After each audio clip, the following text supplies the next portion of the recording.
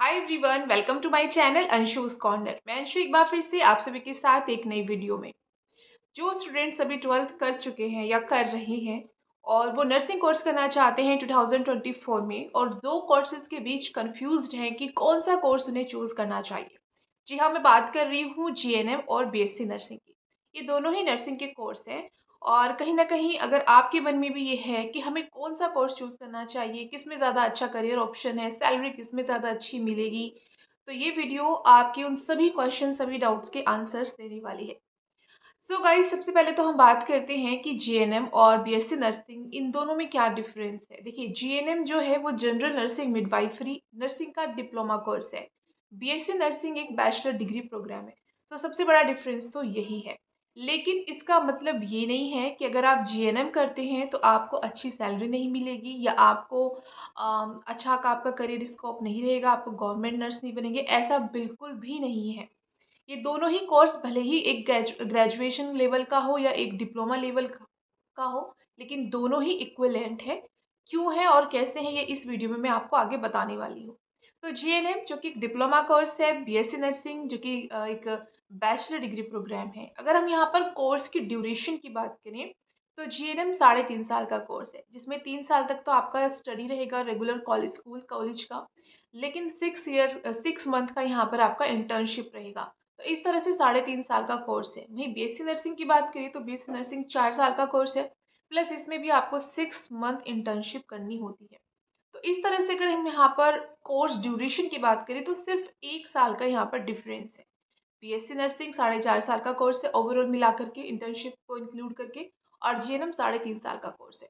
तो अगर आपको ऐसा लगता है कि आप कम ड्यूरेशन में नर्सिंग का कोर्स करना चाहते हैं तो एक पॉइंट ऑफ व्यू से इस पॉइंट ऑफ व्यू से आप जीएनएम को चूज कर सकते हैं।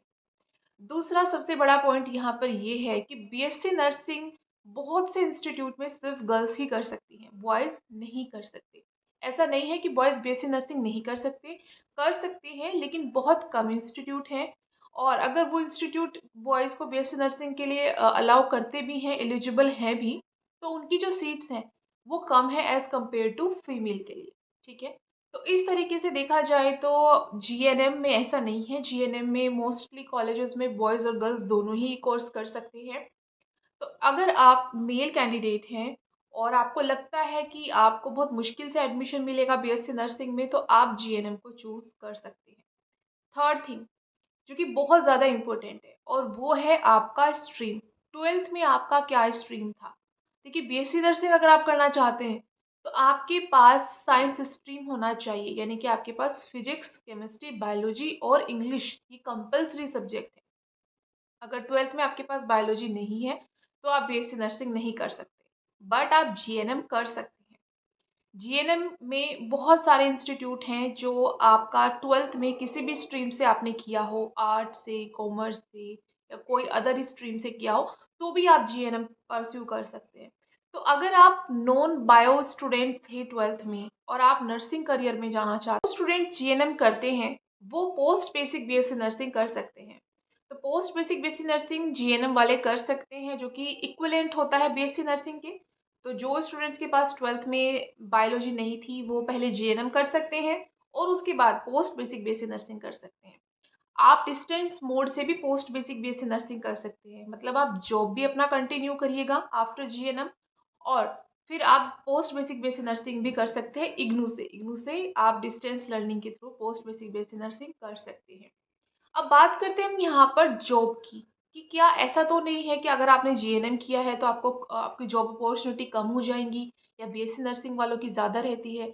ऐसा बिल्कुल भी नहीं है। अगर मैं बात करूँ गवर्नमेंट जॉब वैकेंसीज की, तो जितनी भी गवर्नमेंट जॉब वैकेंसी निकलती हैं कम्युनिटी हेल्थ नर्सिंग के लिए, नर्सिंग स्टाफ के लिए, स्टाफ नर्स के लिए या नर्सिंग ऑफिसर्स के लिए, इस लेवल की जितनी भी जॉब अपॉर्चुनिटीज़ होती हैं, जो भी जॉब वैकेंसी निकलती हैं, ऐसी जॉब वैकेंसी में बीएससी नर्सिंग वाले भी, पोस्ट बेसिक बीएससी नर्सिंग वाले भी और जीएनएम वाले भी इक्वली एलिजिबल रहते हैं। जी हाँ, ऐसा नहीं है कि अगर आपने जीएनएम किया है तो आपके लिए वैकेंसी नहीं होगी। जीएनएम वालों के लिए भी वैकेंसीज होती हैं, गवर्नमेंट भी और प्राइवेट भी।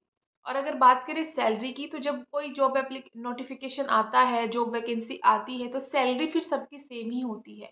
वो चाहे फिर आपने बीएससी नर्सिंग किया हो या पोस्ट बेसिक बीएससी नर्सिंग किया हो या आपने जीएनएम किया हो।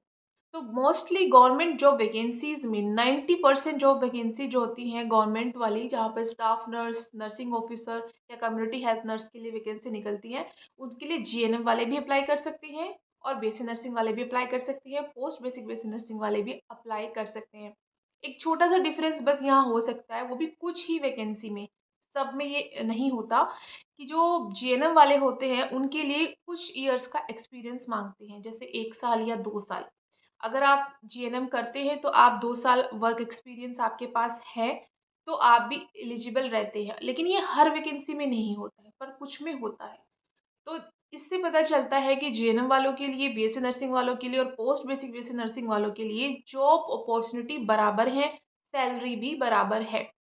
बल्कि फ़ायदा ही है जीएनएम का जिन स्टूडेंट्स के पास साइंस नहीं थी 12th में, या जो कम ड्यूरेशन में अपना नर्सिंग करना चाहते हैं, या जो मेल स्टूडेंट है यानी जो बॉयज़ हैं वो नर्सिंग में जाना चाहते हैं, तो वो जीएनएम कर सकते हैं। चौथी चीज़ मैं आपको ये बताना चाहूँगी कि बीएससी नर्सिंग के लिए आपको एंट्रेंस एग्ज़ाम क्लियर करना होता है। अब हर स्टूडेंट एंट्रेंस नहीं देना चाहता, या उसकी कोई अलग अदर इशू, फॉर एग्ज़ाम्पल जैसे मैंने कहा है कि बीएससी नर्सिंग के लिए आपके पास साइंस स्ट्रीम होना चाहिए, तो पहली एलिजिबिलिटी तो यही रहती है। लेकिन जीएनएम के लिए कोई एंट्रेंस नहीं होता है, बहुत कम होते हैं। मोस्टली जो आपको जीएनएम में एडमिशन मिलते हैं वो मेरिट बेस्ड मिल जाते हैं, या आपको डायरेक्ट एडमिशन मिल जाते हैं, या अगर एंट्रेंस होते भी हैं तो वो बहुत छोटे लेवल के होते हैं, कॉलेज बेस्ड होते हैं, यूनिवर्सिटी बेस्ड होते हैं। तो जीएनएम में एडमिशन लेना बहुत ईजी है as compare to BSc nursing. But इसका मतलब ये नहीं है कि बीएससी नर्सिंग में आपको एडमिशन नहीं मिलता है। बीएससी नर्सिंग में बहुत टॉप इंस्टीट्यूट है। For example Jawaharlal institute of post graduate medical science and research, जो कि टॉप लेवल का इंस्टीट्यूट है। All India institute of medical science, AIIMS. इसके अलावा military nursing service, Banaras Hindu universities. तो बहुत अच्छे टॉप लेवल के इंस्टीट्यूट, मेडिकल कॉलेजेस हैं जो कि बीएससी नर्सिंग का कोर्स आपको कराते हैं, जहाँ से लोग मेडिकल कोर्स करते हैं यानी एमबीबीएस करते हैं। आप वहाँ से बीएससी नर्सिंग भी कर सकते हैं। तो बीएससी नर्सिंग करना भी अपने आप में बहुत बड़ी बात है। अगर आप बहुत अच्छी लेवल के इंस्टीट्यूट से बीएससी नर्सिंग करते हैं, फॉर एग्जांपल अगर आप नीट क्रैक करके करते हैं जीपमर में, बीएचयू में, या फिर आप एम्स का एंट्रेंस क्लियर करते हैं, तो आपका फ्यूचर जो करियर है वो तो फिर ब्राइट ही है, क्योंकि आपको फिर बहुत अच्छे लेवल की जॉब मिलने वाली है, फिर चाहे गवर्नमेंट हो या फिर प्राइवेट हो। तो बीएससी नर्सिंग करने का अपना एक फ़ायदा है, जीएनएम करने का अपना एक फ़ायदा है। लेकिन इसका मतलब ये नहीं है कि आपको कम जॉब मिलेगी या आपको ज़्यादा मिलेगी, आपको सैलरी कम मिलेगी या ज़्यादा मिलेगी। अगर आप बहुत अच्छे टॉप मेडिकल यूनिवर्सिटी कॉलेज से बीएससी नर्सिंग करते हैं, तो ऑब्वियसली वहाँ आपको, अगर आप हॉस्पिटल में जॉइन करते हैं, तो वहाँ पर आपको एज़ अ सीनियर नर्स बनाया जाएगा और आपको थोड़ा सैलरी अच्छी मिल सकती है। मैं यहाँ प्राइवेट की बात कर रही हूँ, अगर आप किसी प्राइवेट हॉस्पिटल में करते हैं। लेकिन गवर्नमेंट में जो मोस्टली वैकेंसी होती हैं, उसमें सैलरी बराबर होती है, फिर वो चाहे जीएनएम वाले हों या फिर बीएससी नर्सिंग वाले हों। तो आप अपनी एलिजिबिलिटी क्राइटेरिया के अकॉर्डिंग चूज़ कर सकते हैं।